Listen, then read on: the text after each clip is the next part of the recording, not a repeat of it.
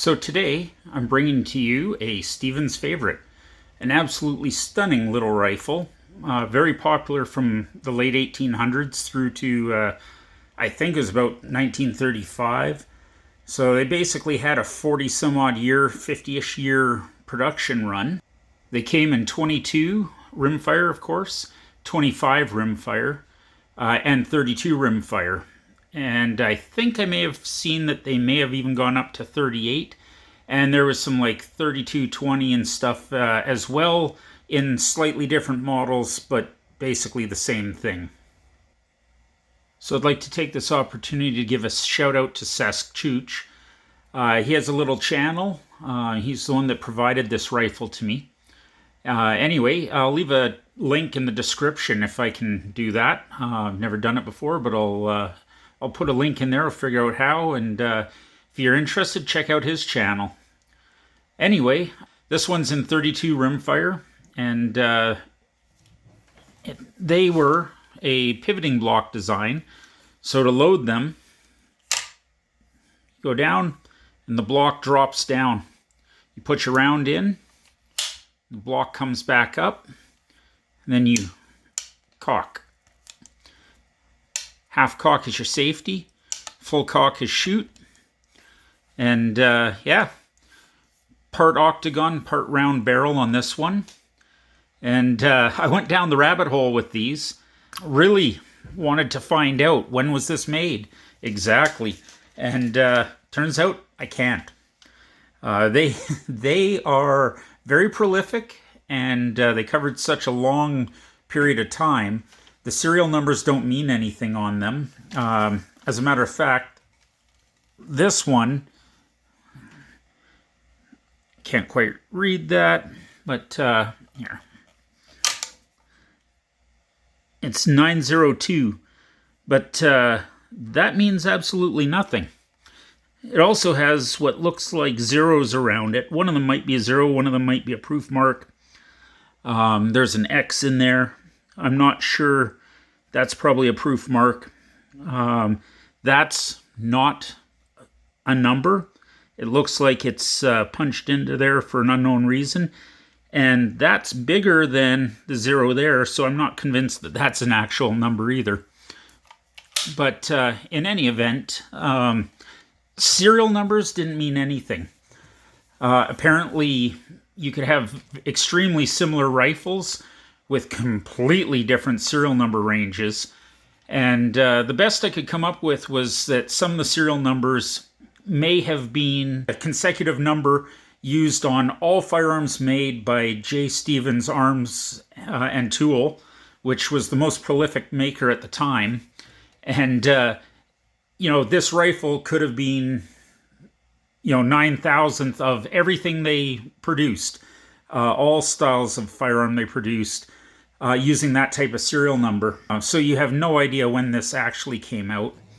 But the best I can figure out, given that the barrel is half octagon and half round, that means that it has to be prior to 1912, because in 1912 they gave you the choice of either round or octagon, not the half. So it is prior to 1912. Best guess, model 1894.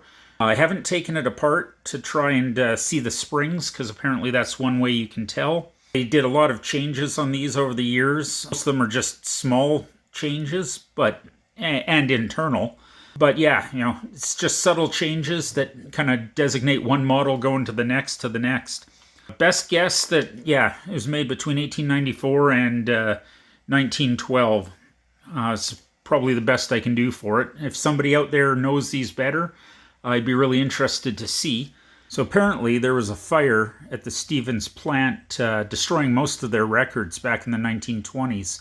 Destroyed almost all of their records. So serial numbers, models, like all their information, it was pretty much all destroyed. Rumor has it, and I do not know if this is at all true, but rumor has it that they were trying to cover up government contracts gone wrong. Maybe there was some improprieties during World War I. Not exactly sure, but there might have been an investigation, and the fire may have, been rather convenient. but I don't know. I was going down that rabbit hole, and that was one of the things that popped up, and I thought I'd throw it in here. This site, I think, they gave you a number of options, peep sites and whatnot.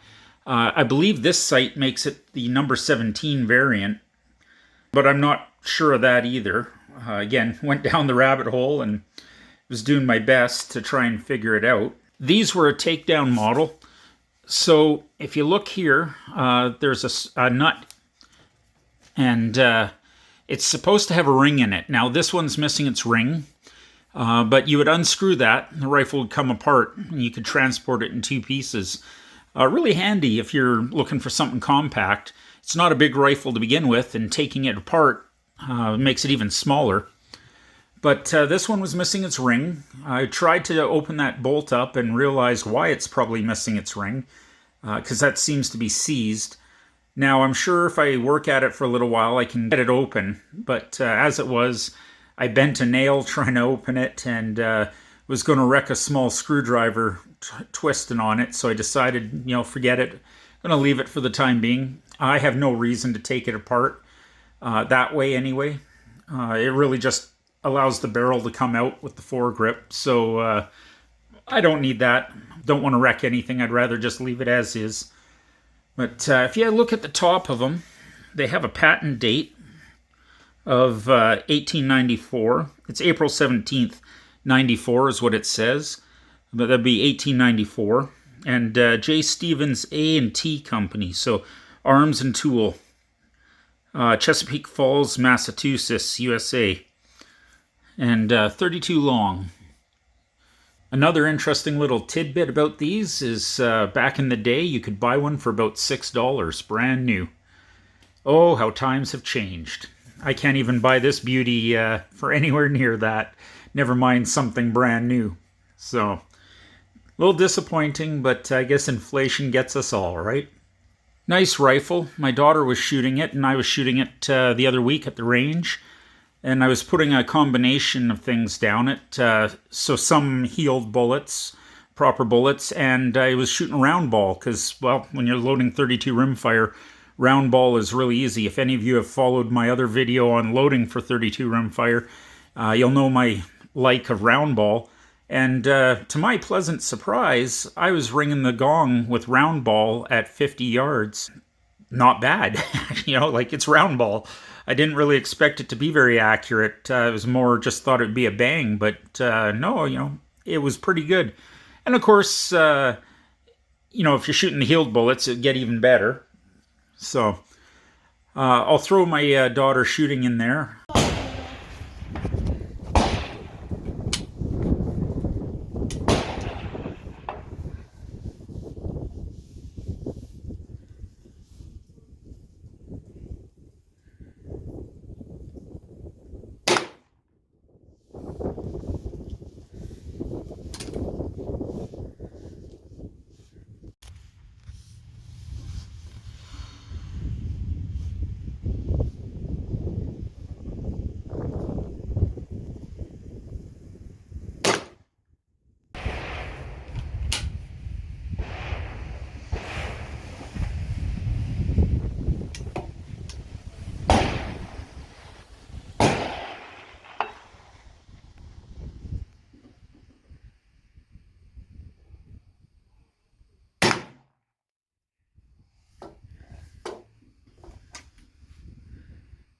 Wanted to share this with you, and thanks Saskatchewan, and I'm really glad I got this thing. It's a real beauty.